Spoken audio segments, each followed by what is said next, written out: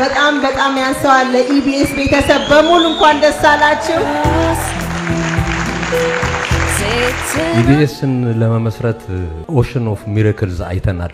የፈተና ጉዞ ነው። ከመጀመሪያውም ሲነሳ ሚሽን ኢምፖሲብል የሆነ ተቋም እንድንመሰርት እንግዲህ ቪዥኑ ሲመጣልን አይሆንም የሚለው ይበዛ ነበር እና ያንን አይሆንም የሚለውን የሐሳብ ማዕበል እንድናሸንፍ እና ያን ማዕበል ደግሞ እንድናስፈጽም ያን ራዕይ የሰጠንን እግዚአብሔር አመሰግናለሁ። እንድትነሳ አሁን ደግሞ እንፈልጋት አንድ ሴትዮ አለች፣ ማክዳ አሰፋ። ከጋብቻ በኋላ ማክዳ ፍስሐ ጽዮን በጣም ከኢቢኤስ ሳክሴስ ጀርባ እና ከኔም ጎን ለ26 ዓመት የቆመች ውዷ ባለቤቴ ነች።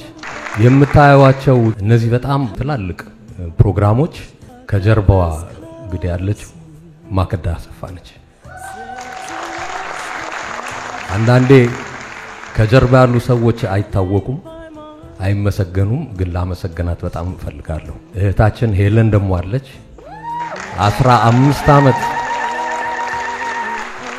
ዳያስፖራውን ከአገር ቤት ካለው ህብረተሰብ ጋር ስታገናኝ ዕውቀትን ስታስተላልፍ ቆይታለች። አሁንም ትቀጥላለች። በዚሁም ሰዓት እነ ሰይፉንም ላመሰግን እፈልጋለሁ። እነሱም 15 ዓመት ተግተው ሰርተዋል።